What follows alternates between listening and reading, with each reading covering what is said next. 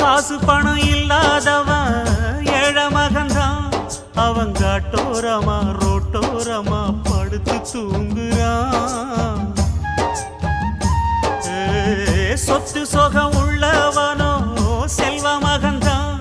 அவன் பஞ்சு மெத்த போட்டிருந்தும் முழிச்சு ஏங்குறான். எது மற்ற பேர்களுக்கு ஏது கவலை? 4 காசு வச்சிருந்தா 100 கவலை.